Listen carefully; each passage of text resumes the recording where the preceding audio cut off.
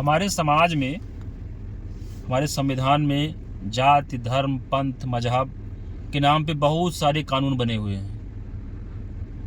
क्या आप मानते हैं कि ये कानून सही है? अगर आप देश में संविधान चाहते हैं जी, सबके लिए एक विधान चाहते हैं और चाहते हैं कि लोगों में असंतोष ना हो, उनको ये ना लगे कि हमारे साथ कानून या किसी भी दृष्टि से सौतेला व्यवहार किया जा रहा है, तो एक देश एक विधान की नीति पर हमको चलना होगा, ताकि कोई वर्ग, कोई समुदाय ये ना कह सके कि हमारे साथ संवैधानिक, सामाजिक किसी भी तरह का कोई भेदभाव किया गया है। तभी हम समतामूलक समाज की तरफ बढ़ पाएंगे, सामाजिक न्याय के लिए आदर्श व्यवस्था दे पाएंगे। आपने संविधान की बात कही, तो संविधान तुम्हारे यहाँ है ही है जी। अब अलग से विशेष दर्जा दिया जाता है, विशेष व्यवस्था की जाती है, तो यहाँ पे गलती किसकी है? देखिए, हमने संविधान तो बना रखा है, दोनों चीज तो है यहाँ पे। हमने संविधान बना रखा है, देश में संविधान लागू है, लेकिन उसी संविधान में उसी की नीतियां, उसी की व्यवस्थाओं से समाज में विकृति उत्पन्न हो रही है। आप देखिए, समाज कहता है, संविधान कहता है, संविधान में एक शब्द जुड़ा हुआ है, धर्मनिरपेक्ष। उसमें कहीं ये शब्द नहीं है कि मजहब निरपेक्ष, उसमें कहीं ये शब्द नहीं है रिलीजन निरपेक्ष।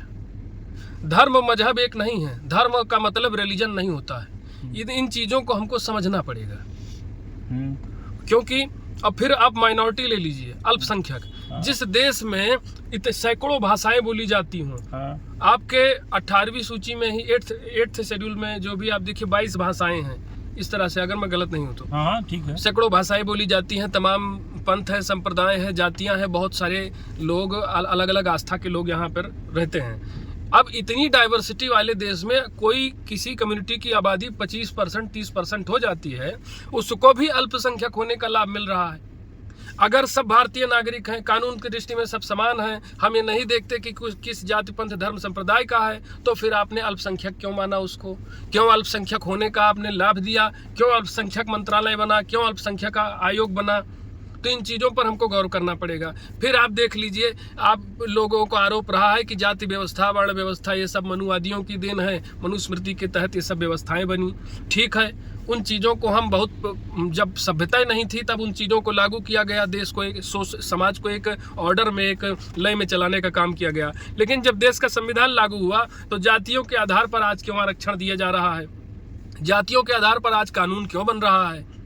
क्या भेदभाव नहीं है? इसको हम लोग संवैधानिक भेदभाव के रूप में देख रहे हैं, और इससे जो वोट बैंक पॉलिटिक्स हो रही है, पॉलिटिक्स ऑफ अपीजमेंट हो रही है, वोट बैंक तुष्टीकरण की राजनीति हो रही है, इसमें ऐरा गैरा नत्थू खैरा, कौआ कराई लोग राजनीति में एक वर्ग विशेष की बात उठाते हैं और ये कहते हैं कि मैं अपने समाज की मांगों को मनवा के रहूँगा। तो आप हमें एक चीज़ बताइए, एक प्रश्न दिमाग में आया, आपने पूछा कि पहले की सभ्यता ठीक नहीं थी, आज की सभ्यता अच्छी है।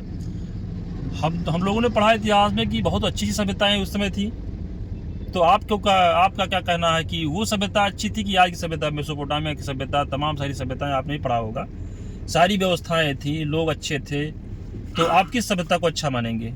देखिए, ऐसा है, जो भी सभ्यता होती है वो अपने आप नहीं बनती है, जी, समाज ही उसको बनाता है। सभ्यता समाज का मूल स्वभाव होती है, जी।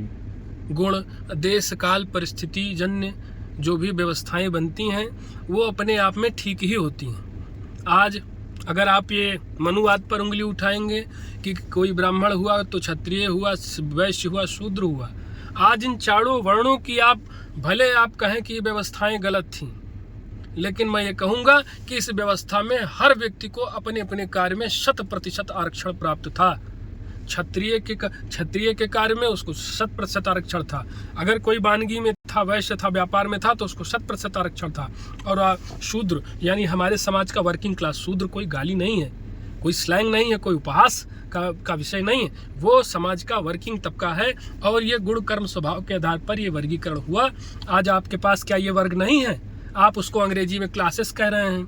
क्या आज आप पॉलिसी मेकिंग का कोई काम करता है तो पॉलिटिशियन है, एडमिनिस्ट्रेशन कोई संभाल रहा है तो क्षत्रिय है, वो सेना क्या है, पुलिस क्या है? ये क्षत्रियों का विकल्प ही तो है। और फिर ये जो चारों तरफ जीएसटी बट रहा है, व्यापार हो रहा है देश में, ये सब क्या है? वैसे ही तो है। और उसके बाद इन फैक्ट्रियों में काम करने वाले लोग कौन है? वर्किंग क्लास, जो उन नीतियों पर काम कर रहे हैं वो शूद्र ही तो हैं। अच्छा, जैसे इन चारों के बिना मैं आपको एक टारगेट देता हूँ, कहीं कोई उदाहरण बता दीजिए। इन चारों के बिना समाज की कोई व्यवस्था आप चला के दिखा दीजिए तो मैं आपकी बात को 100% मान जाऊँगा। नहीं तो चलिए ठीक है, आप कहते हैं इन चारों के बिना नहीं चल पाएगा, लेकिन जैसे आपने कहा कि तमाम अनावश्यक आयोग बना दिए गए हैं, उनको हटा के समाज बढ़िया चलेगा? उनको हटा के, जैसे आप चाहते हैं आपके देश में संविधान हो जी, अभी हम लोग we are not an established democracy, we are struggling towards it. हम संघर्ष कर रहे हैं, लड़खड़ाती हुई लोकतांत्रिक व्यवस्था है। और अगर मैं अतिशयोक्त नहीं होगी अगर ये कहा जाए, आज की दशा में, वर्तमान में जो संवैधानिक व्यवस्था है, जो संविधान में नीतियां हैं, उसने लोकतंत्र को भीड़ तंत्र में परिवर्तित कर दिया है।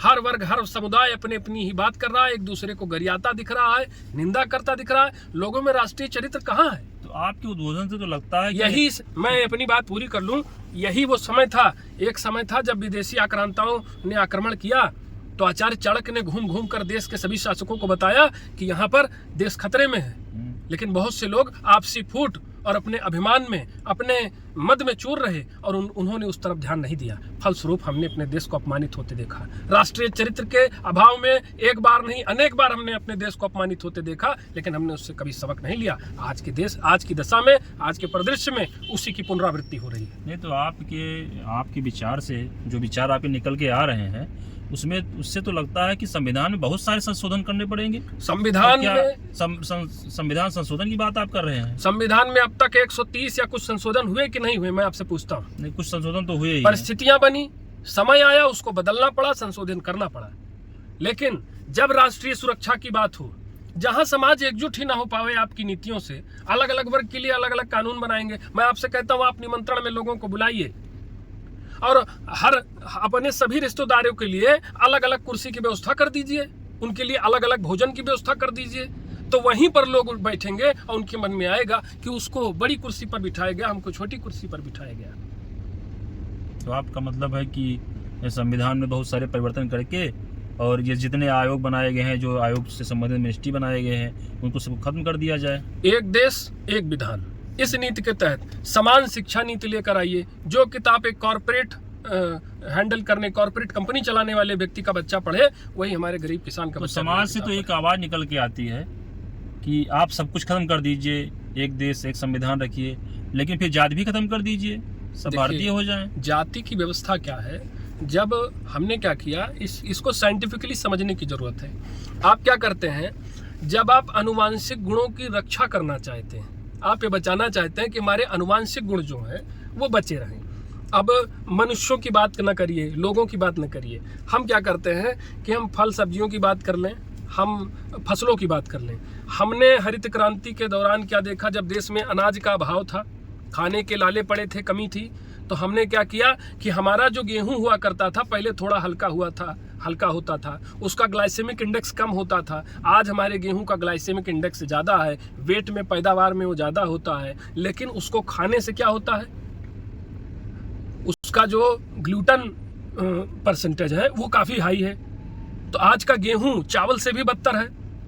तमाम चीज़ों को जेनेटिकली मॉडिफाइड कर दिया गया, क्योंकि हमने क्या किया, उसकी अनुवांशिकी से खिलवाड़ किया।